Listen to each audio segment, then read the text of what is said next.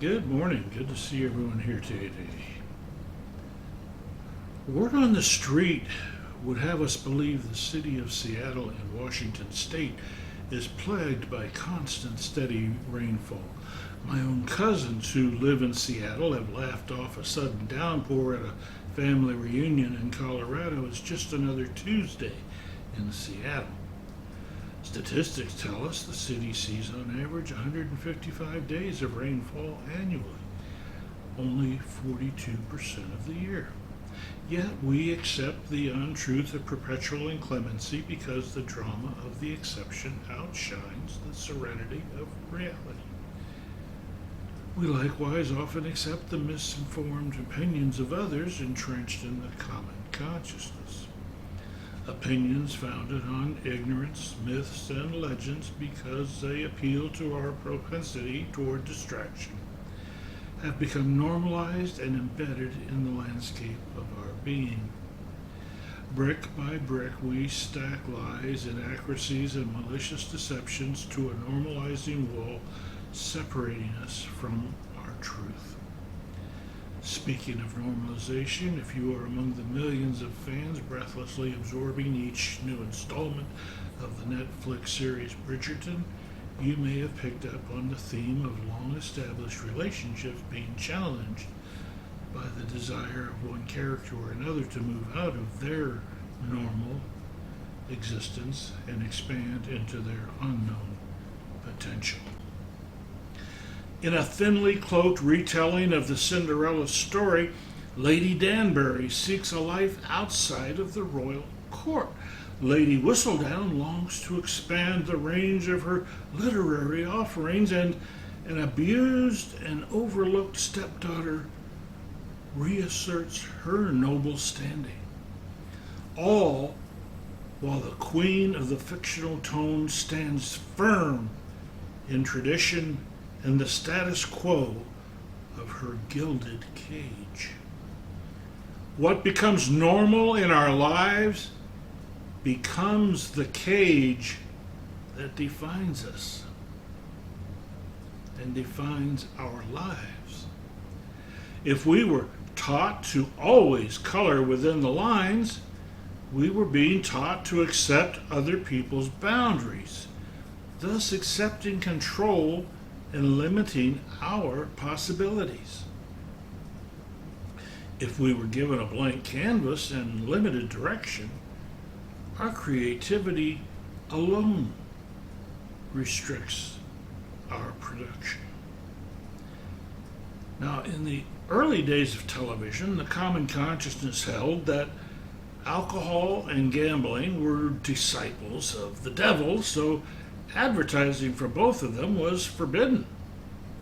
Likewise, the power assigned to the words of our doctors placed them on a pedestal whose lofty air forbade advertising of any pharmaceutical more powerful than a common aspirin. The normal path to medication, you see, was to seek the advice of our family doctor and accept their diagnosis and treatment regime without question. Ironically, tobacco, a substance proven to be lethal for many, was so normal in society that it was featured prominently in programming and even sponsored major sporting events until the end of the 20th century.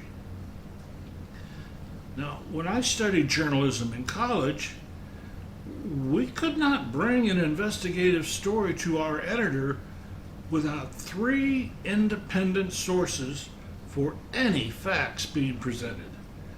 The accepted norm was that newspapers were trustworthy and trusted. News people on radio and television were revered for their credibility. It was a reputation earned by performance. It was the accepted norm. To be certain, there were differing points of view and different conclusions drawn from the same facts, but the facts were the same, with only our values shaping our opinions of them. Normal, it would appear, is negotiable. I bring these ideas to your attention to reinforce in our thinking that appearances are not cast in stone.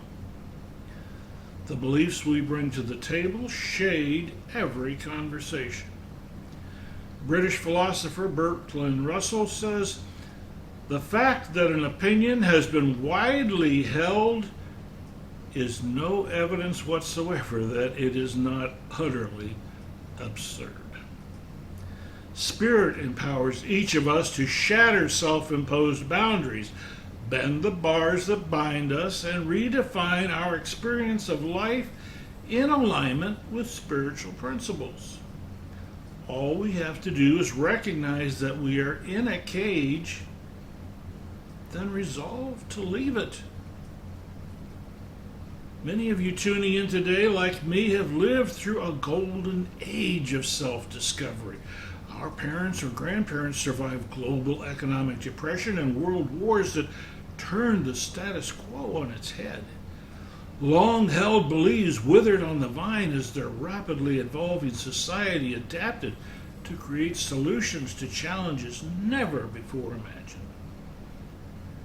We have been witness to changing norms that have revolutionized the workplace, relationships, entertainment, and even homemaking. My formative years were highlighted by a growing general distrust in how normal was defined.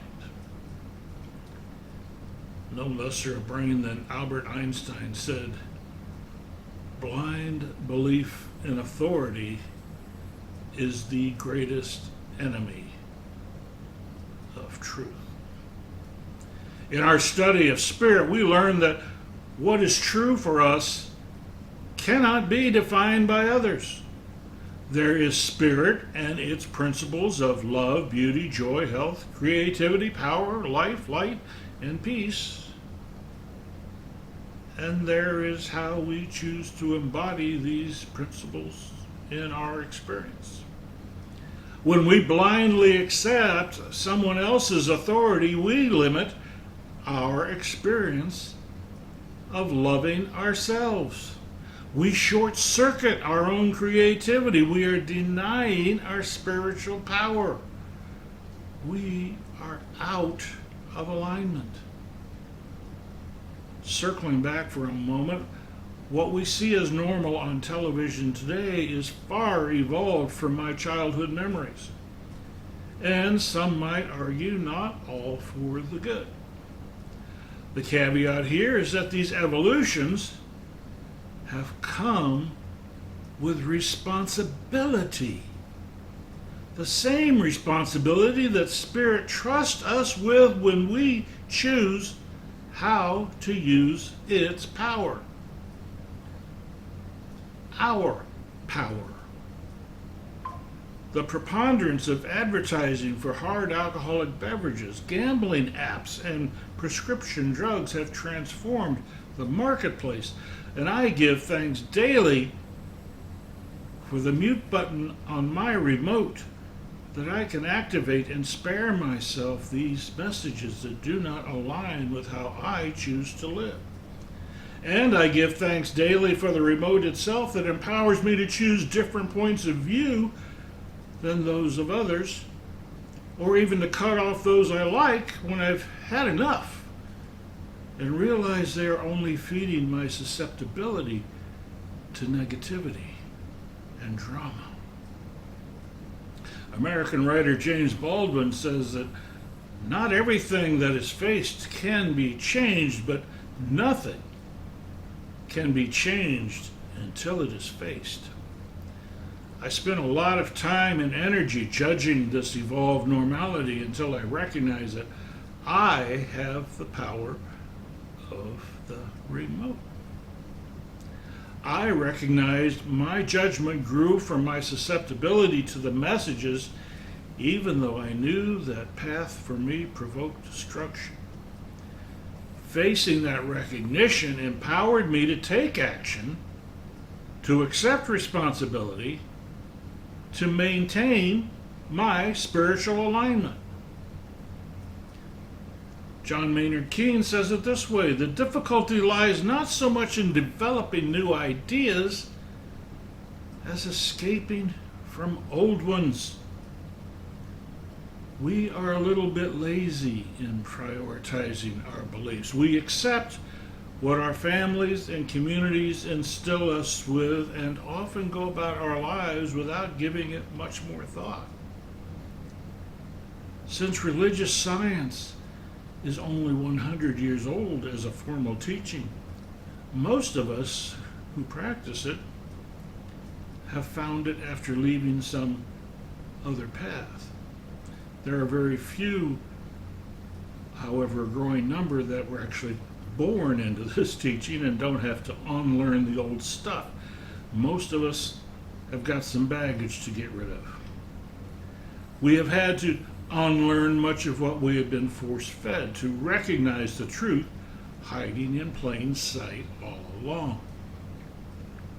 The common consciousness, the vessel of all we consider normal, is a powerful influence on every thought we have and every belief we embrace. So how do we change it? Steve Jobs says, "The people who are crazy enough to think they can change the world are the ones who do." Tipping the scale from accepting normal to defining normal is never done by normal people. Religious science teaches us to embrace our power to challenge normal. I see your common consciousness and raise you one additional thought, one original thought. Martin Luther King Jr. reminds us that the arc of the moral universe is long, but it bends toward justice. Enlightenment is not meant to occur on a global scale, you see. It occurs by design, one soul at a time. Our freedom of choice allows us to not be in alignment. It allows us to just accept the normal set in front of us and live our lives according to those rules that somebody else set out. But one by one, as we are awakened, as we, dare I say it, become woke, spirituality is a one-to-one connection between each individual and the one mind we call spirit.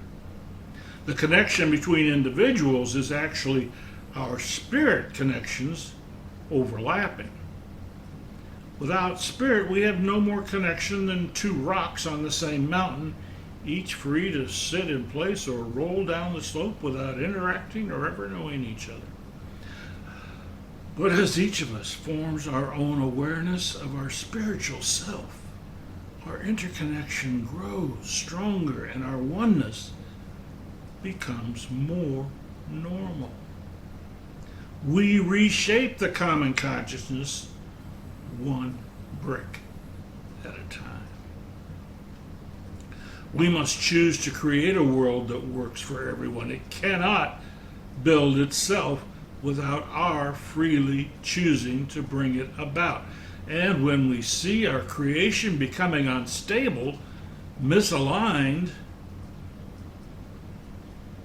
we must be willing to shatter it again and realign ourselves once more. We train ourselves to pay attention to what we are paying attention to. We are immersing ourselves. Are we immersing ourselves in fake news or allowing ourselves to believe that what we see with our own eyes is fake news because some authority or other tells us so? Whatever we focus on is what we energize.